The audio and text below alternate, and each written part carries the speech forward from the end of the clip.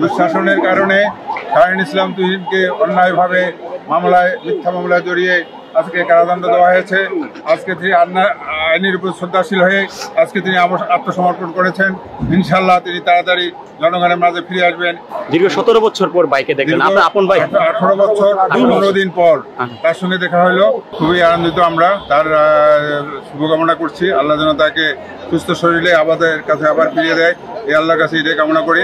এবং জনগণের সেবায় জন্য সে আবার নিজেকে নিয়োজিত করতে পারে এবং শহীদ জিয়ার আদর্শকে বাস্তবায়ন করে দেশ ও জাতির উন্নয়ন করতে পারে, এই আশাবাদ ব্যক্ত করছি। উনি আসার সাথে সাথে আবার কারাগারে যাচ্ছেন, হ্যাঁ, এই জন্য কি খারাপ লাগছে কিনা? অবশ্যই খারাপ লাগছে আমাদের। আল্লাহর কাছে দোয়া করি যে আল্লাহ যেন তাকে তাড়াতাড়ি কারামুক্ত করেন, এটা আশাবাদ। আইনের প্রতি শ্রদ্ধাশীল হয়ে আজকে সে আত্মসমর্পণ করেছে। সে প্রথম যখন রাজনীতিতে আসে 1994 সালে, তার সঙ্গে আমরা দীর্ঘ সময় ডিমলা এবং ডোমার উপজেলায় বিভিন্ন প্রান্তর ঘুরে বেরিয়েছি। মানুষের সমস্যাগুলো অবহিত করার জন্য তিনি বিভিন্ন দ্বারে দ্বারে গিয়েছেন এবং মানুষ তাকে রাজনীতিতে আসার জন্য অনুপ্রাণিত করেছেন।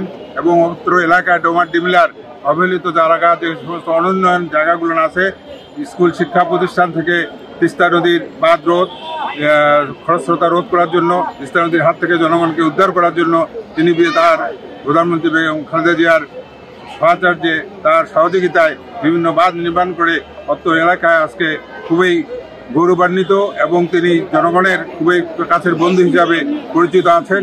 ইনশাল্লাহ আগামী নির্বাচনে সুষ্ঠুভাবে নির্বাচন হলে তিনি জনগণের রায়ে আবার জনগণের প্রতিনিধি নির্বাচিত হয়ে জনগণের সেবা করার জন্য অঙ্গীকারবদ্ধ। এবং আমরাও তাকে পেলে আমরা আবার ডোমার ডিমলার জনগণ খুবই আপন মানে আনন্দহারা হব এবং আমাদের অবহেলিত এলাকার উন্নয়ন পেয়ে আমরা শিক্ষা থেকে আরম্ভ করে সকল সামাজিক কর্মকাণ্ডে আমরা উন্নতি সাধন করে অত্র এলাকার উন্নয়ন সাধন করতে সক্ষম হব, এই আশাবাদ। আমরা আশা করি খুবই অতি শীঘ্র তিনি মুক্তি পাবেন, যেহেতু ওনার যে সমস্ত মামলাগুলো আছে খুবই এটা সাজানো মামলা এবং মিথ্যা মামলা।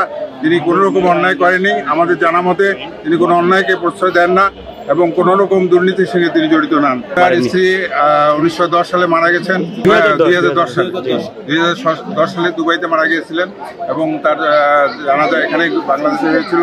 আমরা তার জানাজা অংশগ্রহণ করেছি এবং গোরানি কবরস্থানে আসতে পারেননি। এটা খুবই মর্মান্তিক এবং দুঃখজনক। ওনার ছেলেরা আসছিলেন, মেয়েরা আসছিলেন। ওনার একটা ছেলে একটা মেয়ে আছে, মেয়েটা ডাক্তারি পড়তেছে এবং ছেলেটা একটা ইঞ্জিনিয়ারিং চাকরি করতেছে।